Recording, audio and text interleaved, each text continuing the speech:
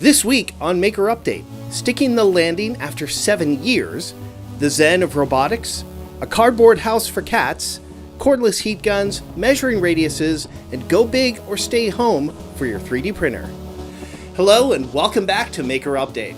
I'm Tyler Weingartner, back with you again, and I hope you're all doing great. I think, knock on wood, I've got the cursed technology back under control, and here's hoping I can get back to solving some more interesting problems. Speaking of interesting problems, we've got a wonderful show that's chock full of them. So let's kick it off with the project of the week.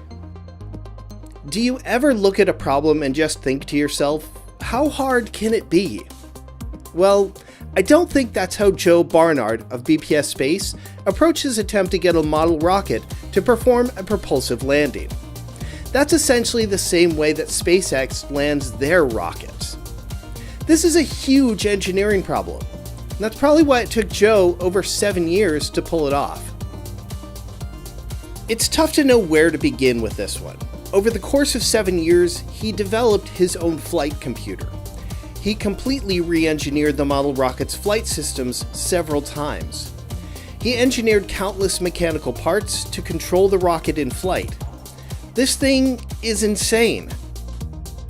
And yet you don't need to be a rocket scientist to appreciate even the nerdiest of details, because he does a pretty fantastic job of explaining what's happening at every step of the process. You don't even need to care about rockets to learn some good lessons from this project. After years of effort, iteration, and failure, you're bound to get discouraged and want to give up. We've all been there at one point or another, where it's really easy to slip into a burnout mindframe. Joe even talks through this process and how he was able to get out of that rut and keep going with his work.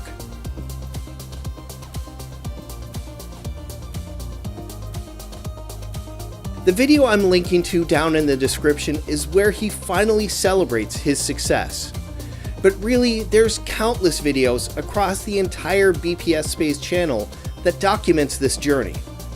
Whether you're interested in rocketry or avionics or engineering, or just watching someone solve a really tough problem, there's a lot to appreciate here. But don't worry, now that he's done, he's not giving up. He has plenty more interesting rocketry projects for the future. More projects. You know that old phrase, when you have a hammer, everything looks like a nail? I guess if you're Peng Faijiang, if you have a robot arm, it all looks like a Zen garden. I saw this project on Instructables and I just fell in love with how ridiculous it is. And I don't mean that to be insulting when I say that. She writes out the bill of materials and it's all normal DIY Zen garden stuff until you get to the end. Oh, by the way, you're gonna need a multi-$1,000 robot arm. Regardless, she still documents the whole project in painstaking detail. There's some adapter plates for the end effector of the robot that you can 3D print or manufacture in plywood. And all the code is there. Maybe it's just a dedication to documenting your work just for the sake of it that's inspiring here. Fortunately, you could probably adapt this to more accessible gantry-style CNC machines or plotters. Still, I can't get over how fun this one looks. Glenn from DIY Creators is reviving an old table project by putting a new spin on a classic idea. He wants to create a resin-poured penny table, but instead of just covering the entire table with pennies, he's laying them down in a geometric pattern, but then letting them break up and fade as it gets close to the edge.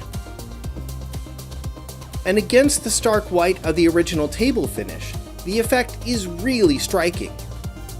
You'll also get to learn a lot about resin table pours, how to do your first coat, how to get a good coat on all the sides, and how to bring it to a perfect glossy finish. On Instructables, I found this wonderful guide by Cardboard Ninja to building a modernist cat house out of cardboard. I use cardboard for a lot of prototyping parts, but I'm guilty of overlooking it as a building material. And after watching this video and following this guide, I'm going to try and do that less. There's a ton of great tips peppered all throughout this video for making clean-looking, strong structures out of this material that we probably all have too much of. Tips like taking the entire box and turning it inside out, so you get the completely unlabeled surface facing outwards, and then trimming and folding over the top flaps to create a really strong base. The walls are all made from double thick cardboard, and you could probably make your own panels if you don't have any on hand. The video finishes off by cutting another box down to half height and nesting the two sides into each other and adding some LED fairy lights for accents. It's a fun video with plenty to learn from, and most importantly, it looks like the cats like it too. Speaking of tips and tools, we've got a handful of those for you this week. A while back, Thomas Sandlatterer released this video about 0.4mm nozzles now being obsolete. I've been trying out this technique, and I think he's really onto something here. The idea is that with the newer versions of slicers like Cura and Prusa Slicer that feature the Arachne engine, they can lay down lines of filament thinner than the diameter of the nozzle. And because of this feature, you can get all the speed and strength gains from a 0.6mm nozzle without sacrificing any detail. Tom offers lots of comparisons between a traditional 0.4mm print and an Arachne 0.6mm, and honestly, it's tough to tell the difference. Give this a shot. On Tested, Adam Savage has a video where he talks about his boundless love for heat guns. Not just the high power ones you can use for bending plastics and rapidly curing finishes, but also shares some of his uses for the common blow dryer, like combining them with a cardboard box to make a gentle heat oven for curing.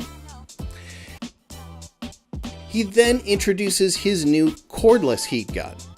Power-wise, it's a half step between the blow dryer and a corded heat gun. That sounds like a step back, but allows him to do the same work he could do with a corded heat gun, but he can sneak up on the margins a lot more slowly, since that's normally where you can get into trouble and ruin your project. On printables, I found this 3D printed radius caliper by Soren of Area. This is a V-shaped 3D print that just fits over the end of your digital calipers, and it uses the depth probe to determine the radius of round objects. It has a functioning measuring range of 14 to 115 millimeters, and it could likely handle larger diameters if you have a larger print bed. Seems like a useful tool to add to your print queue. And courtesy of Gareth Brandwin's Tips, Tools, and Shop Tales newsletter, I found this great tip for a hardware kit for 123 blocks. 123 blocks have alternating threaded holes so you can attach them together to make jigs. But unless you have the expensive ones that machinists buy, the threaded holes are kind of useless, unless you use them with this kit. This includes screws of various lengths and a couple of barrel nuts, and allows you to bolt even the super affordable blocks together.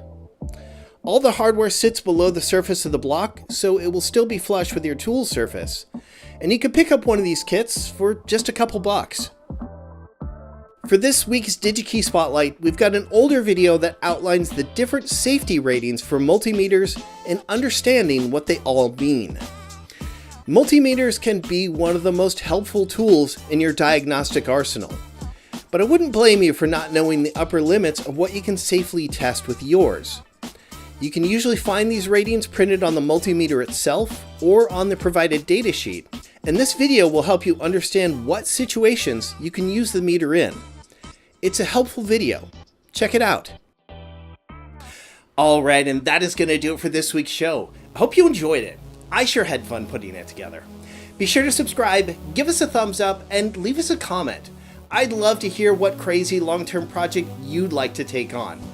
As always, huge thanks to DigiKey for giving this show a home and to you for watching. Take care. We'll see you soon.